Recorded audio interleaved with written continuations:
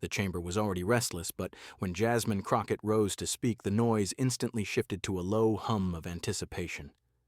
The way she gripped the microphone wasn't just routine. It carried the weight of intent. Eyes narrowed, jaw steady. She leaned forward. Her tone was razor-sharp, almost surgical. "Marjorie, you built your career pretending to fight for truth," Crockett began, her voice cutting through the air. "But the truth always has receipts, and your past is darker than you've ever admitted." For a split second, the room froze. Greene's eyes flickered, part disbelief, part fury. She adjusted her papers, trying to summon composure, but Crockett pressed on before the defense could form. "You claim to be the voice of integrity," Jasmine continued, "yet your own record whispers another story. Shall we remind the people what you were really doing before you polished up that image?" Murmurs erupted across the chamber. A few members shifted uncomfortably in their seats. Others leaned in, hungry for the clash. Cameras zoomed closer, catching every twitch of Greene's expression. Greene shot back, "This is a smear, a disgusting personal attack." But Crockett cut her off, raising her hand with a sharp gesture. "Don't interrupt me. You'll have your turn. For now, America deserves to hear what's been buried." The audience of staffers and journalists reacted instantly. Gasps, whispers, even a few audible laughs. Someone in the back muttered, "She's going there," and the phrase rippled like wildfire. The moment was electric, an opening strike designed not just to wound, but to establish dominance. Crockett knew the clip would hit social media within minutes. The cadence of her words, the deliberate pauses, the icy glare. It was theater fused with truth, designed to shatter her opponent's shield in real time. Greene's response faltered. Her lips moved, but the words tangled. She was caught off guard, unprepared for such a direct assault in front of rolling cameras and a restless chamber. Crockett delivered the final sting of the first exchange. "You hide behind slogans, Marjorie, but when the mask slips, what remains is fear, and facts you cannot erase." The chamber erupted. Reporters clattered at their keyboards, phones lit up as aides tweeted fragments of the confrontation, and in that instant the balance of power shifted. Crockett had landed the first strike, and Greene was visibly shaken. The atmosphere was heavy with suspense. Everyone sensed this was only the beginning. The chamber hadn't fully recovered from the opening clash when Jasmine Crockett reached beneath her desk. With a calmness that felt almost theatrical, she produced a thin, stapled packet of papers. The shuffle of the sheets echoed louder than expected, making the room lean forward collectively, as though they already knew what was coming. Crockett held it high enough for the cameras to catch the heading stamped across the top. Internal Notes, Committee Hearing, 2012. The weight of the document wasn't in its thickness, but in what it contained. "Receipts," she declared, her voice rising just above the murmur of the crowd. "These are not rumors, not tweets, not speculation. These are government notes. Your words, your actions, your signature." Greene immediately lurched forward, her chair screeching against the floor. "You don't get to just wave around old papers as if they prove anything. This is grandstanding." Crockett didn't flinch. Instead, she flipped to a marked page and read aloud, her voice slow, deliberate, every syllable amplified by the microphone. Representative Greene expressed willingness to support private contractors under conditions of limited oversight. The phrase hung in the air like smoke. It wasn't explosive on the surface, but everyone in the chamber knew what limited oversight meant. Contracts, money, influence, and quiet deals. A ripple of reaction swept the room. A staffer dropped their pen. A reporter gasped, already typing furiously. One congressman covered his mouth, whispering to the colleague beside him. "That's on record?" Greene's face flushed deep red. She slammed her fist lightly against the table. "Taken out of context. That was a procedural note, nothing more." Crockett's eyes narrowed. She let the accusation breathe for a moment, then delivered her counterstrike. "Context? Fine. Let's add context. These notes are not mine. They're archived committee records. They include your statements, not mine. And when you tell America you fight for the people, explain how these backroom promises help them?" The room trembled with noise. Some members groaned, others shouted, "Order!" But the cameras were locked onto Greene, whose lips quivered in fury. She raised her voice, but it cracked under the weight of forced control. "You're weaponizing bureaucracy." This is character assassination! Crockett smiled faintly, a smile meant to unnerve rather than reassure. Character assassination requires fabrication. This is documentation. Your handwriting is right here, Marjorie. She tapped the page with her finger and the microphones picked up the subtle thud. From the back rows came a faint chant, low, unorganized, but audible. Read it! Read it! The words spread like sparks in dry grass. Soon, a chorus rose, journalists craning their necks, smartphones raised to capture every syllable. Crockett didn't hesitate. She read another line, sharper this time. Statement from Greene. We should prioritize optics over compliance. The room erupted. Gasps, shouts, even a whistle. Greene shook her head violently, her blonde hair swaying, eyes darting for allies who refused to meet her gaze. She bellowed, "This is distortion!" But the damage was done. Crockett had planted the seed. Then came the dagger. You talk about integrity, about patriotism. But when the lights weren't on, your words betrayed you, and today the lights are blinding. Flashbulbs fired from cameras. Greene's jaw clenched, her hands gripping the desk so tightly her knuckles whitened. The chamber was no longer neutral. It was charged, an electric storm fueled by one packet of papers and a single woman's willingness to weaponize truth. In that moment, Greene looked cornered, not as a fighter, but as someone struggling to hold on to her mask.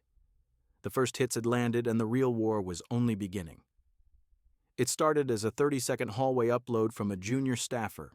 A raw angle on Jasmine Crockett holding up the packet, no graphics, no Chiron, no cutaways, just the microphone hiss, the tremor of a handheld phone, and Crockett's line landing like a gavel. Character assassination requires fabrication. This is documentation. The clip exploded before it finished buffering on some phones.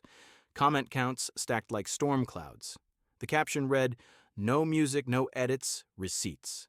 Within minutes, the phrase, "limited oversight," was everywhere. A union organizer in a hard hat stitched the video saying, "When they say limited oversight, they mean our safety is optional."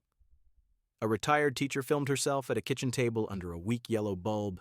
You paid in, you earned it, it's your money, and when politicians call it optics, they are gambling with our lives.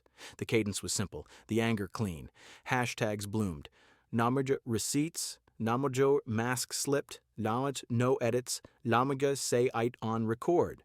Talk radio lifted the audio verbatim and looped the line where Greene sputtered, "Context."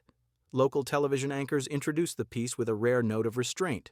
"Viewers, this clip is unedited," and then let it play.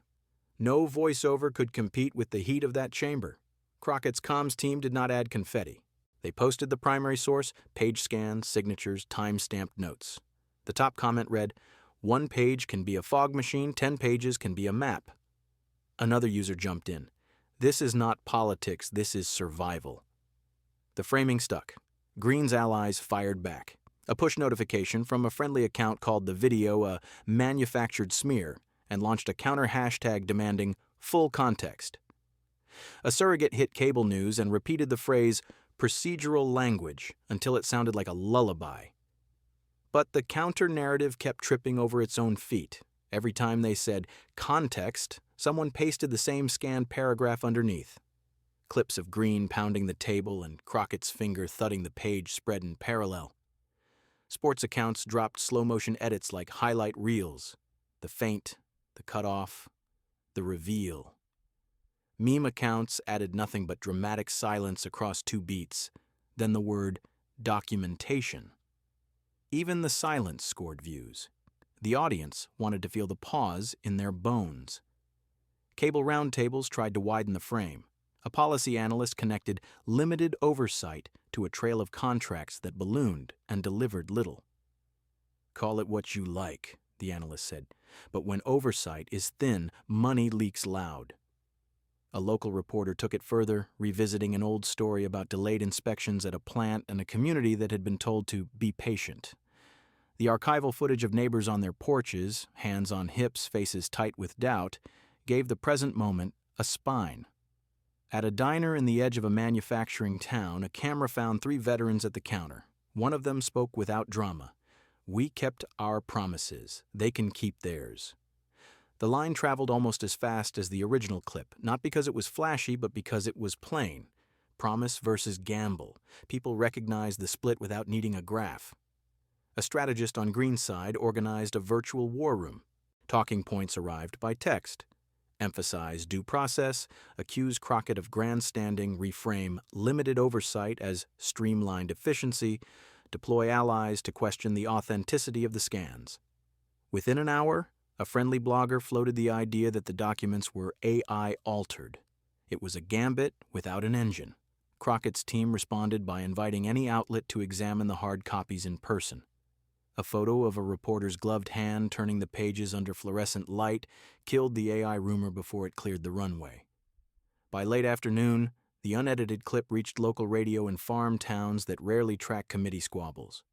Callers did not speak the language of committees. They spoke of busted roads, hospital closures, the price of feed, the way emergencies never arrive with permission slips. "If oversight is for optics," one caller said, "then our lives are the brand." The host stayed quiet, letting the sentence breathe. On campus, a student journalist live-streamed a teach-in titled Receipts and Reality. A professor of public administration walked the room through why paperwork is not paperwork. It is the clockwork of power. "When someone says optics over compliance," the professor said, "they are telling you the show matters more than the shelter." The chat flooded with the line, stamped and restamped like a marching cadence. Within Greene's orbit, panic had a scent. Staffers argued over whether to release a preemptive statement or to lie low and wait for another news cycle to swallow the story. A donor group scheduled an emergency call and then scrubbed it, fearing a leak. A state-level ally texted a warning that local officials were spooked and looking for distance. The term containment appeared in multiple messages as though outrage were a fluid that could be mopped up with the right towel. Meanwhile, Crockett's office lights burned steady and bright. On one screen, the raw clip looped. On another, timestamps through prior hearings aligning Greene's lines with procedural moves that all landed in the same direction. Less scrutiny, faster signatures, fewer questions. A junior aide slid a manila folder across the table. "You should see this," she said. Inside was a short, clean memo from a mid-level official who had grown tired of being told his job was to make it look good. The memo described a meeting. No adjectives, just times, attendees, directives. A signature at the bottom matched one of the initials in the 2012 notes. Crockett closed the folder, eyes steady. "We don't overplay," she said. "We verify, then we move." She dialed a producer at a local station rather than a national network. "You'll get the first look," she offered, "and you can bring a camera to our next community stop, no conditions." It was a choice that said more than a press release could. This was about people, not the pageantry. By evening, the clip had a life of its own. A montage edited by an unknown teenager began with the chamber silence, cut to the kitchen table teacher saying, "You earned it," then to the veteran at the diner, then back to Crockett's line, documentation, then to a screenshot of the scans, then finally to the plant whose inspections had slipped. The soundtrack was nothing but room tone and the distant hum of fluorescent lights. It unnerved viewers precisely because it refused to entertain. Greene's Circle attempted one more pivot, a written statement accusing opponents of weaponizing bureaucracy to punish effective leadership. It landed with the thud of a wet pamphlet, comments stacked beneath it with the same simple demand. "Show your receipts."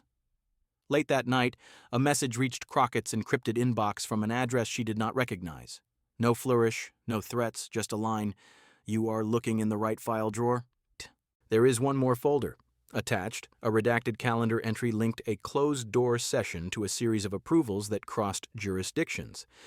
The breadcrumb was small, but it smelled like a trail. Crockett's team did not cheer. They documented the chain of custody and scheduled an early morning call with counsel. Outside, a handful of supporters gathered on the steps with thermoses and handmade signs that did not bother with slogans. They had words like food, rent, clinic, school, written in marker, each word held by a person with the matching need in their life. The day closed not with fireworks, but with an exhale that carried a promise.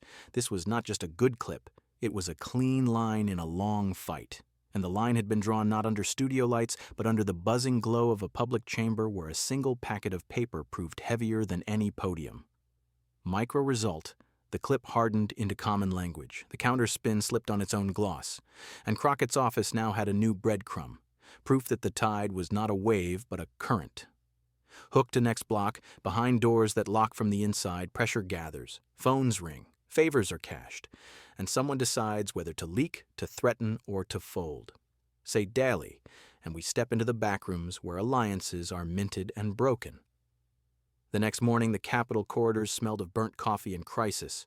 Greene's suite was packed, advisors with loosened ties, communications aides firing off drafts, a legal consultant scrolling frantically through case law.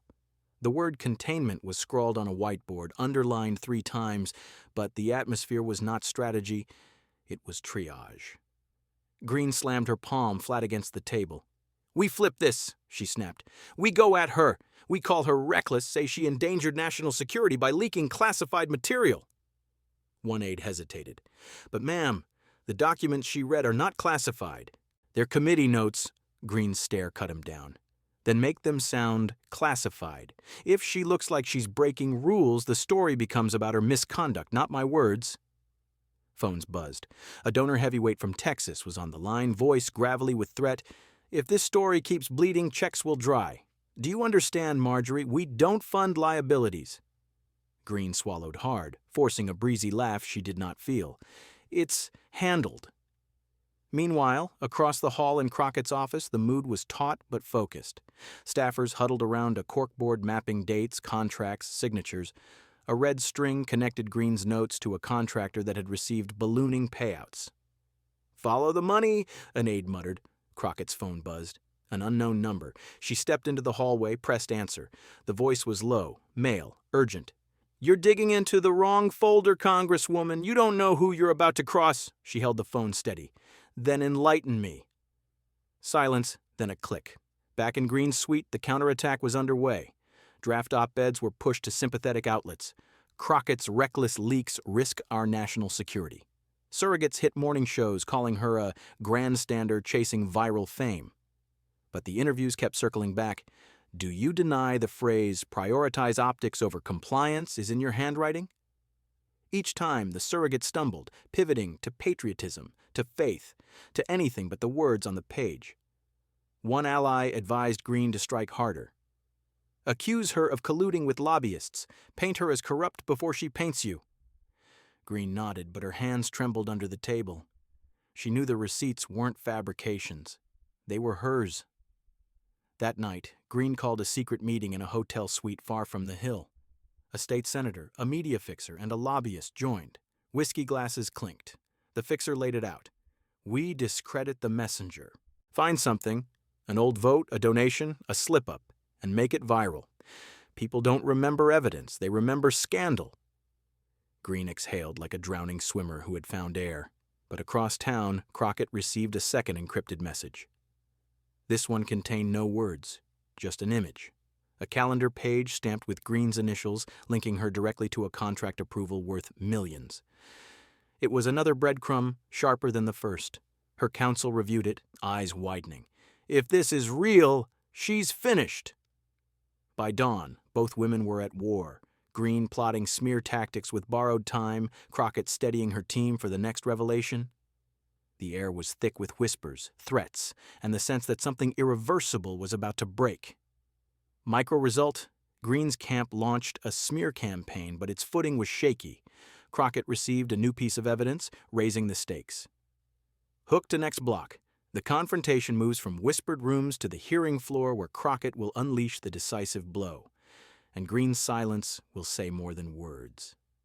The chamber was full to bursting, cameras craning from every angle, the air electric with expectation. Even the marble walls seemed to vibrate as reporters whispered, "Today's the day." Greene sat stiff, jaw clenched, her team behind her whispering instructions like battlefield medics.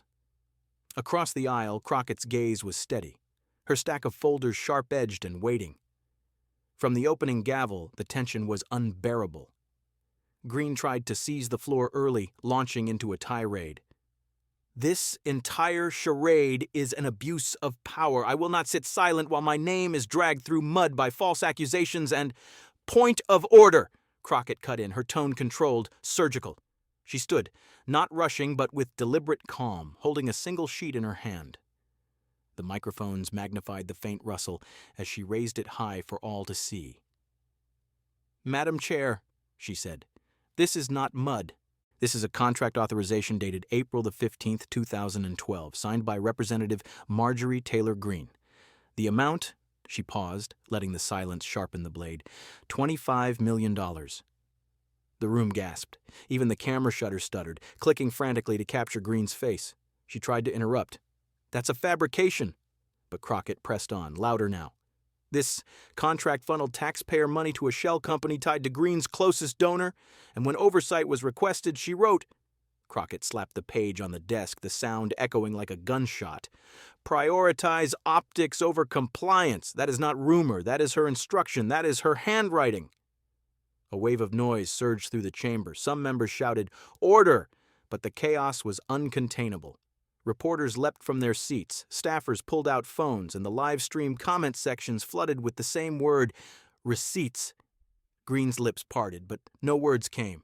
Her face blanched, and she blinked rapidly, desperate for a lifeline. The silence stretched longer than any speech. Viewers across the country felt it, the sound of power collapsing in real time. Crockett leaned forward, her voice slow, deliberate, merciless. You can shout, you can smear, you can try to bury the truth, but documents don't forget, and today neither will America. The chamber erupted. Applause, shouts, some even pounding the tables. Greene raised her hands helplessly, mouthing fragments. Context, smear, fake. But no sound carried. The microphones caught only the storm around her.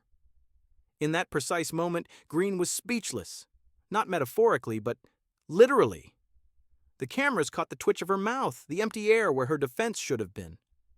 Crockett, unflinching, slid the contract back into the folder as though the matter were already closed.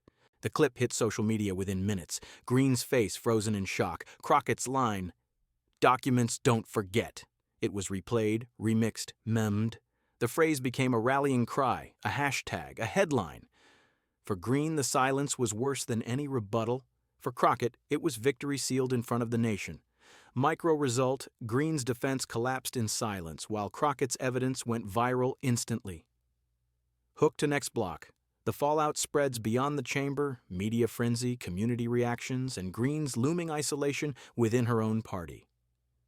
The morning after the hearing, every front page carried the same frozen frame. Greene's mouth half open, eyes darting.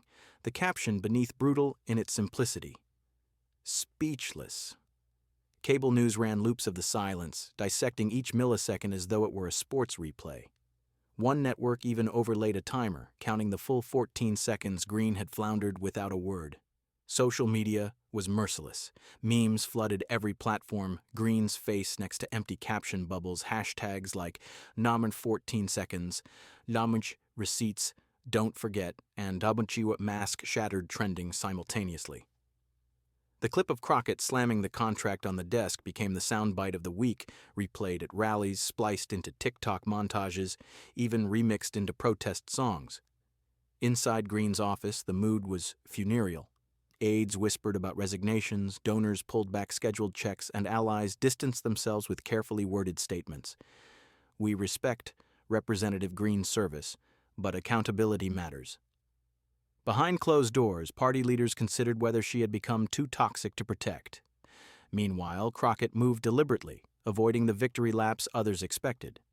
She traveled not to national studios, but to a union hall in Ohio where workers in grease-stained uniforms packed the room. She didn't show them the documents. They had already seen the clips. Instead, she looked them in the eye and said, "You paid in. You earned it. It's your money, and no one in power gets to treat your life as an optic." The hall erupted, chants echoing off metal rafters. Back in Washington, Greene tried a counteroffensive. She booked a prime-time slot on a sympathetic network, but when asked directly about the $25 million contract, she dodged, speaking of deep state setups and political witch hunts. The host pressed, rare for friendly ground, and Greene stammered, "Look, Context matters. The audience wasn't buying it. Within minutes, clips of the interview were circulating under the caption, "Still speechless." Pressure mounted from unexpected corners. A Republican veteran from Greene's own state went on radio and said, "Our people deserve answers. If she signed that paper, she owes them more than excuses." Local officials, usually cautious, began calling for internal reviews. What had started as a viral confrontation now bled into governance, into credibility, into the very currency of power. In Crockett's office, the encrypted messages kept coming. One revealed a second contract buried in a different committee drawer. Another pointed to a lobbyist meeting Greene had never disclosed. Each breadcrumb suggested the story wasn't over, but only widening. Crockett's counsel warned, "Every new folder raises the stakes. If we keep pressing, they'll try to burn us back." Threats indeed arrived. Anonymous calls, veiled warnings, even rumors of a smear campaign targeting Crockett's personal life. Yet the Congresswoman refused to bend. She told her team, "If they want to gamble with shadows, let them. We deal in receipts." By week's end, the fallout crystallized. Greene was not expelled, not censured, yet. But she was politically isolated, her influence shriveled, her allies hesitant to share a stage. Her once booming rallies thinned, protesters arrived with signs quoting her own words back at her, "Optics over compliance." Crockett, meanwhile, translated the momentum into action. She introduced a bill aimed at tightening oversight on federal contracts. It was not flashy, not sweeping, but it was concrete. Reporters framed it as turning viral fire into legislative force. Constituents saw it as proof that outrage could yield policy, not just clips. The cost was not invisible. Crockett's staff endured sleepless nights, endless vetting, and the gnawing sense that the more they uncovered, the more dangerous the opposition became. Yet the reward was clear. The public had seen power challenged in real time, receipts wielded as weapons, silence as confession. The story closed, for now, with a paradox. Greene remained in office, diminished but defiant, her silence immortalized in digital stone. Crockett rose higher, not by gloating but by grounding her fight in people's lives, promising that every folder opened would lead not just to scandal but to change. And somewhere, in a locked drawer yet unopened, another document waited. Its existence whispered only in encrypted notes, its weight heavy enough to suggest that this battle was not the end, but the beginning of a war still to come.